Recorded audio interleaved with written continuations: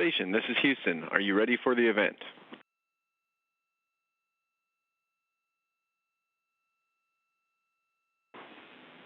JSC PAO, this is Mission Control Houston. Please call station for a voice check.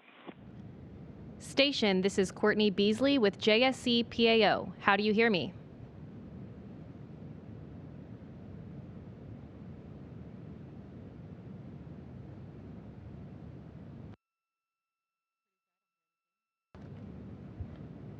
Crew 6, it's great to see all of you today. Thanks for taking the time to answer some questions about your mission ahead of your departure from the station.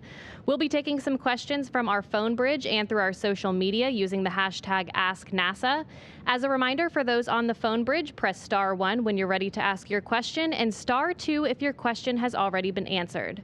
And on social media, be sure to use the hashtag AskNASA if you'd like to submit a question. And if your question is for a specific astronaut, please direct that question to them by name. Before we start taking questions today, we'll kick it off with some opening remarks from Crew 6. Take it away.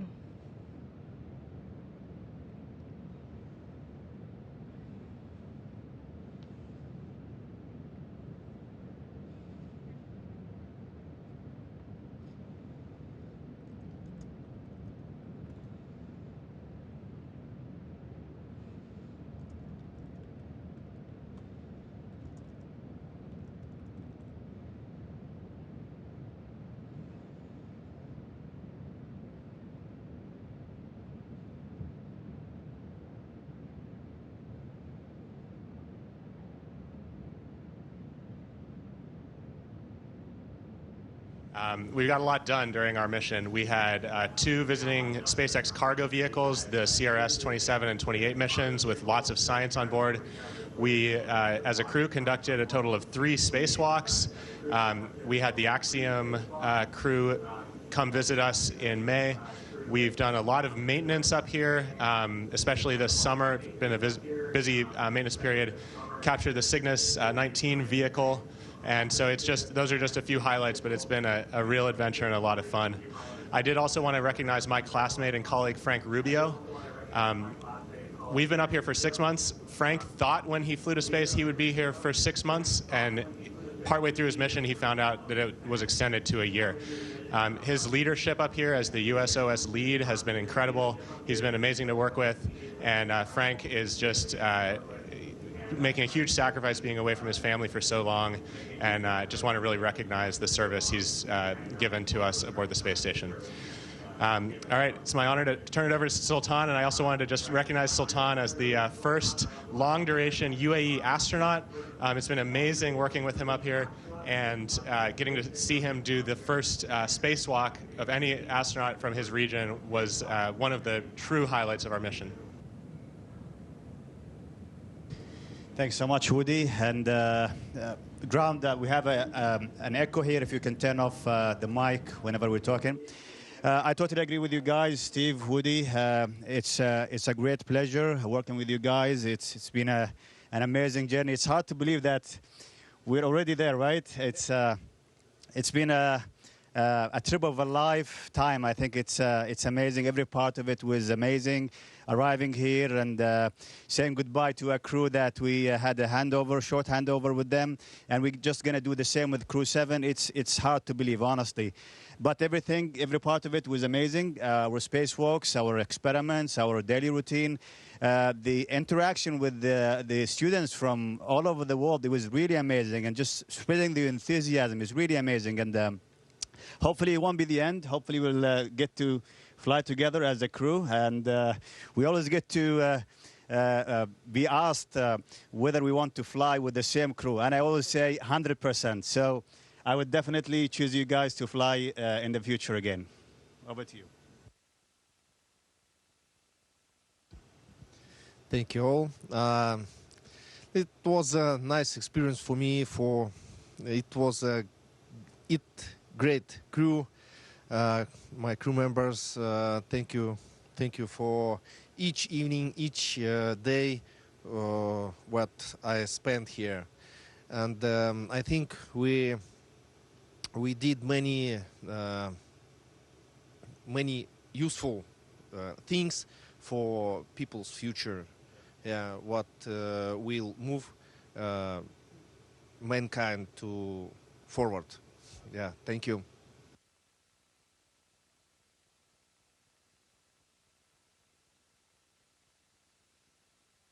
Of a technical difficulty at first, would you please repeat your opening remarks for us?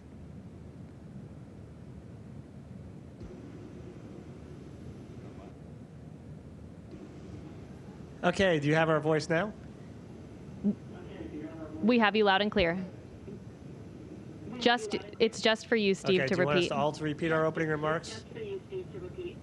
Oh, just for me. Oh. They all said such wonderful things. I'm at a loss for words. I started off just basically saying what an incredible crew this has been to serve with, and what a great group. And I really am. It's been a privilege and an honor to spend time on board the International Space Station with them. Since the first day we started training together, it's been just fantastic. Just can't imagine having a better crew. And Woody recognizing Frank, that was fantastic as well. Frank has been an outstanding leader as the USOS lead, and really set the example for us to follow throughout our 6 months on board. And as Sultan said, we are coming to the end of this part of the mission, and I know we'll continue on together. If we do ever get a chance to fly again, that would be incredible, because this is, as you said, a crew I would definitely want to fly again with. All right, thank you all for kicking it off for us, and sorry for that technical difficulty. We'll start taking questions now from our phone bridge. The first question comes from Elizabeth Howell with space.com. Go ahead. Hello, thanks for finding the time. This one is for Woody. Can you give us a little bit more insight into how you filmed all those great behind-the-scenes videos showing daily life on the International Space Station? Thank you. Oh, sure. Well, that's been a lot of fun, and actually I have to credit Sultan, who's helped out many times, actually inspiring me to do little short clips like that, and also helping me out as a cameraman. Really, I just wanted to kind of do something that I hope was authentic and in the moment without too much preparation, just showing some of the amazing work that we get to do up here. So anytime that I had a few extra minutes and thought I was doing something a little bit interesting, I figured I'd pull out a camera and hopefully share it with people so they could see. Okay, and our next question comes from Marcia Dunn with the Associated Press. Yes, hi, Marcia Dunn, AP. I would like each of the four of you to answer, please. 6 months in space, you're going to be coming back to Earth. Besides family and friends, what are you looking forward to doing or seeing or feeling most? Thank you.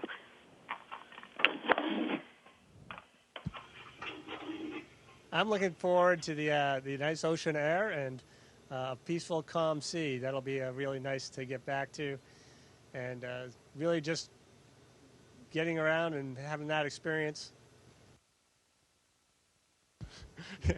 These guys already know my answer. I'm looking forward to a real shower.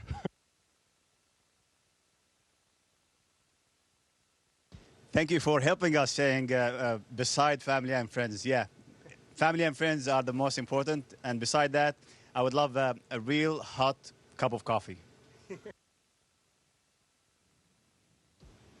But I think my dream is a bed for good sleeping. I can lay one side, another side, my back. This, sleeping. Yeah, sleeping. Thanks.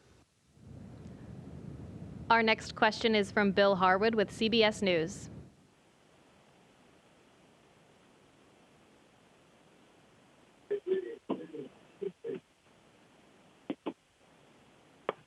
From Bill Harwood, CBS News. Yeah, hi, Bill Harwood, CBS. Really, for any of you guys, you're speaking about Frank Rubio and spending a year in space.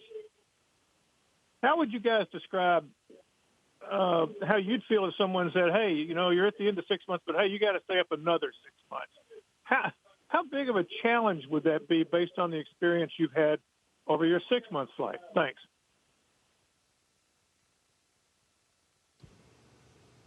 Yeah, obviously that would be a real big challenge, especially this late in the game, because we're within a couple weeks of heading home.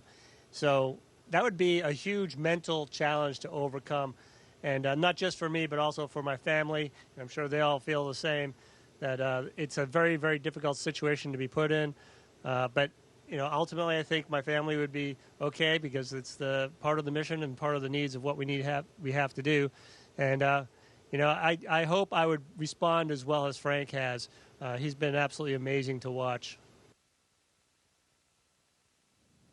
Okay, our next question comes from social media from Leah. She asks, what was your favorite day on the space station and why?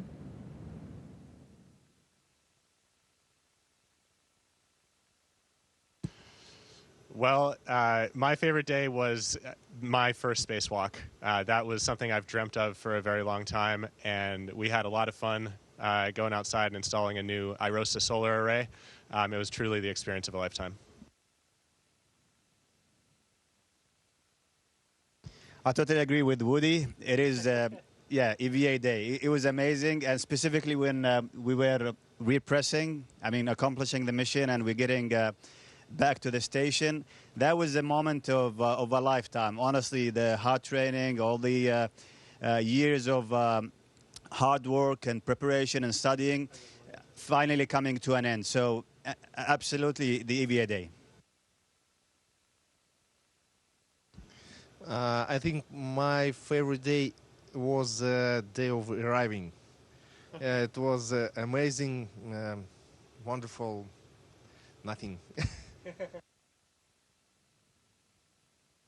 our next question is from Robert Perlman with Collect Space. Thanks. Did any of the four of you or all of you watch the broadcast of India landing on the moon earlier today, or have since seen the photos from the moon? And if so, can you share if it was particularly surreal watching something like that happen while you yourself are in space, or just give your thoughts on the achievement that was achieved today? They were saying a podcast, but the broadcast of arriving. Yeah, no, they actually had. You saw it? Yeah. Okay. Yeah. Yeah, I had the privilege actually to see that. It was amazing, and I was having my lunch, and I was telling Woody, "Oh, they made it," and it was really great. As you mentioned, it's really surreal just watching a man-made object landing on the moon, and this is a nation faring. I mean, like a space-faring nation like India having the first of a kind mission. It's really amazing. I think it's only the beginning for them, and hopefully many countries and nations will follow the same footsteps. Again, we have an effort going back to the moon, and this is really important to emphasize on the global effort. We can't go alone. We always emphasize on the like shared efforts towards achieving one goal. Our next question is from Mark Carreau with Aviation Week and Space Technology. Thank you. My question is for any of you. Is there any kind of takeaway that you especially think you've experienced for future moon exploration during your stay on the space station?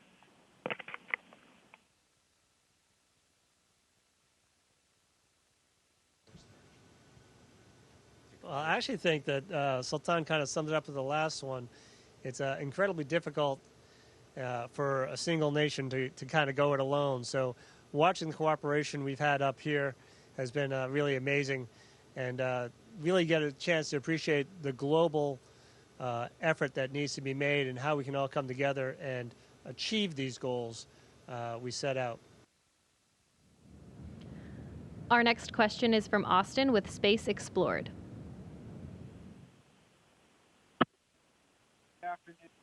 This question, I'll give it to Sultan, but really anyone could answer.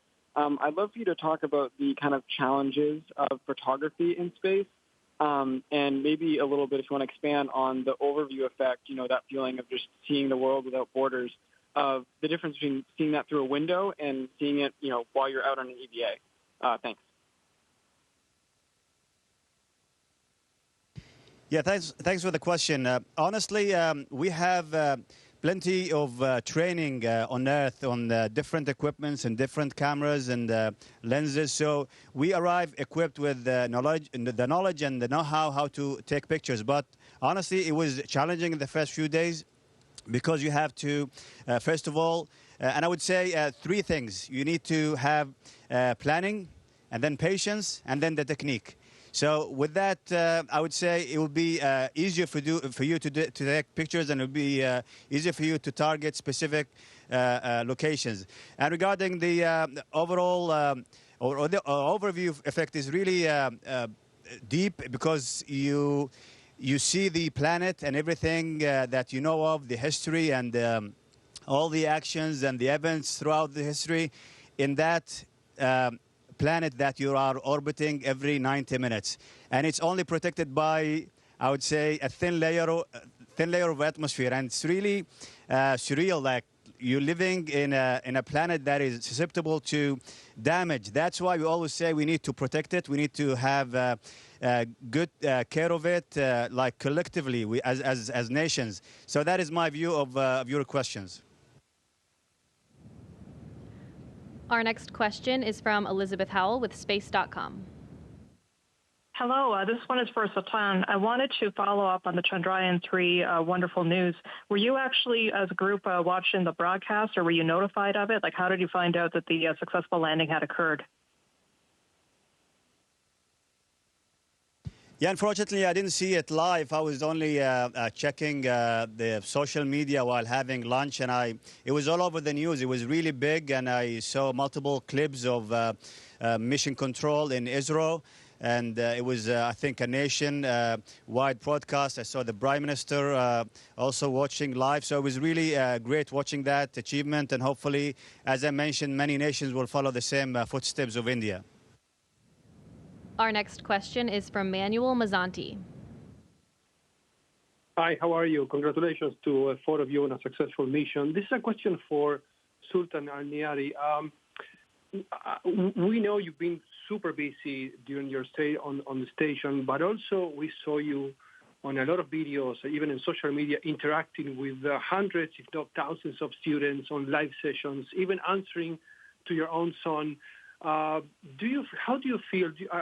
Do you think you have fulfilled part of your mission of inspiring new generations of young people in your country? Absolutely. I think I come from a region where space flights have been like stopped for more than 30 years. We had two astronauts from that region, and then we stopped for more than 30 years. And my mission is a continuation of the UA program. The first mission was in 2019, conducted by my colleague Hazan Mansouri.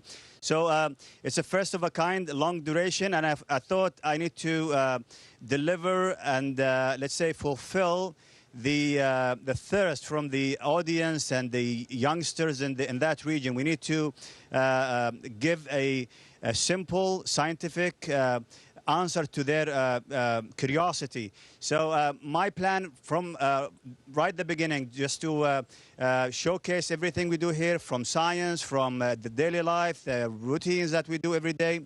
So I felt like obligated to show that in a real and simple way, so everybody can understand and be beneficial or benefit from the daily life that we do on board the station. Our next question is from Bill Harwood with CBS News. Yeah, thanks. And this one's for Steve or Woody, maybe. What's the one thing you'd want to make sure to explain to Crew 7 once they get on board? In other words, maybe a surprise or two that caught you off guard after you got aboard the station that you'd want to, if not warn them about, at least inform them about. Maybe one or two examples of that. Thanks. All right. Well, I'll provide one, and I'll have Woody fill in the rest. The biggest thing to say is that it'll get better, because when you first get here, when you first get to space, even if you've been here before, that first day, that first couple of days, there's a big transition period, and actually it goes on for about 6 weeks. So patience, and really just keep plugging away, and it all gets smoother, it all gets better, it all gets so enjoyable over the next month or two. Yeah, I think that's really well said. We've actually had a chance to talk with Crew 7 a few times, which has been really enjoyable. Just talking with them mostly about their flight up on Dragon. We are really looking forward to watching Crew 7 launch on Friday morning. We certainly remember our launch fondly, and I think we kind of suggested that it's worth it for them to really focus on Dragon. They've got a dynamic event coming up, and so I'm expecting that they'll be very focused on their launch, their rendezvous, their docking, and then once they get here, the time scales change completely. So they've got a lot of time. We all feel like we want to go 100 miles an hour and put our training to use and be really effective right away, but it's a long road ahead, and so they'll, I hope, hopefully have a bit of time to just relax, enjoy themselves, and get into the groove of living and working up here aboard the space station. The next question is from social media from Nisoth. What are your takeaways from spending 6 months in space, and is there something that you would like to continue back here on Earth?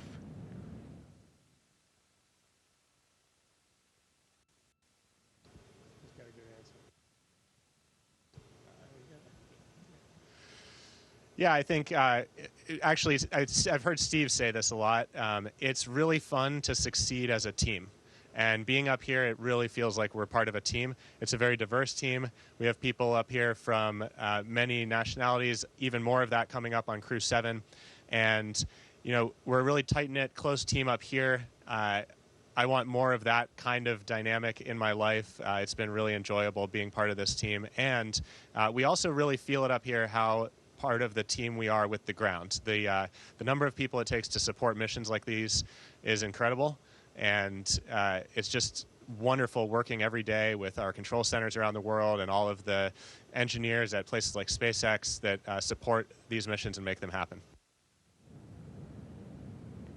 We have another social media question. This one is for Sultan from Ahmed. He wants to know, what is the first thing you will do when you arrive in the UAE?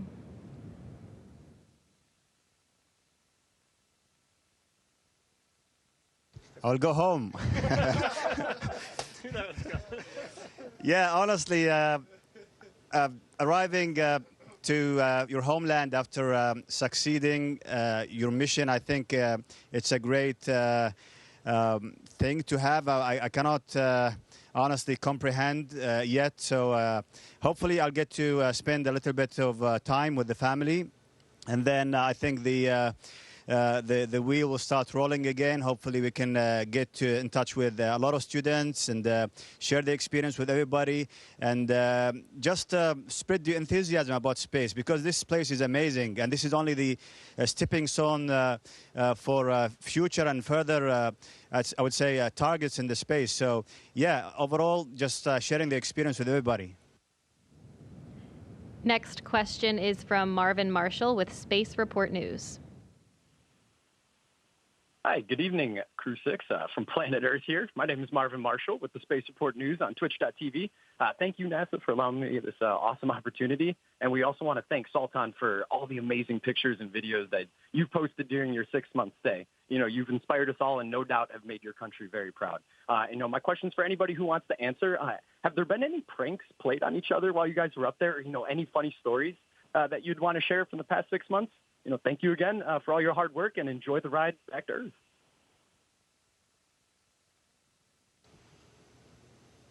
Does anybody want to share any of these pranks, or you just want to? Yeah, maybe Woody hiding in the closeout for the. Oh yeah, that's true. Oh yeah, that was good. Yeah, we'll share that one. Go ahead, Woody. Yeah, we've had a couple times where we snuck me, the I believe largest human on the space station right now, into some of the smallest places we can find on the space station. So that's been a lot of fun.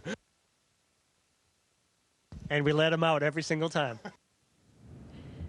Next question is from Robert Perlman with Collect Space. Steve, unlike your 3 crewmates there, you've returned to Earth before, even aboard another spacecraft named Endeavour. Other than ending with a splashdown, what do you expect will be different this time around compared to your past experiences?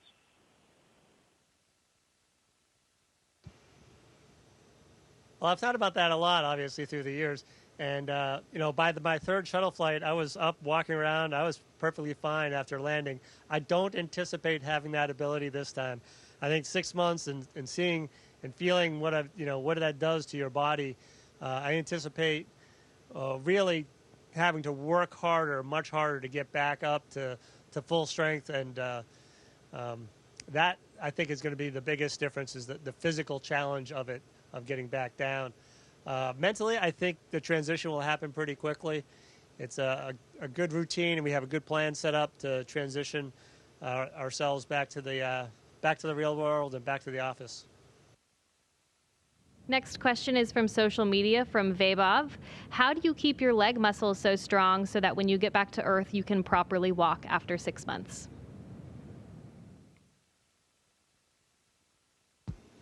Well, this is a really important question. We know up here on these long-duration missions that we lose both muscle mass and bone density.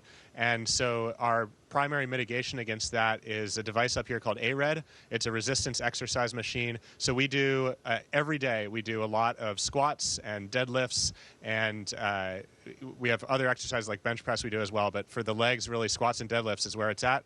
We also do a lot of cardio, but that consistency of exercise is really important for setting us up for success when we return.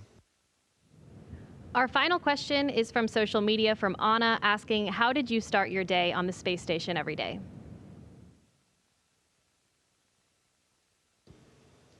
All right. We woke up. That's a good start. Yeah, so I would wake up. I'm usually the first one up, and I would try and sneak out of my crew quarters without trying to wake anybody else up.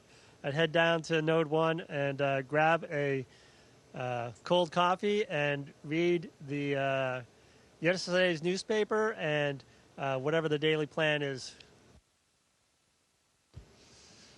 Yeah, I tend to wake up on the later side in this crew, and we have a document called the Daily Summary that Mission Control puts together. The Orbit 3 shift does that. So typically I wake up, take a look at our schedule for the day, see if there's any updates, read the Daily Summary, grab a coffee, and I'm ready to go for the workday.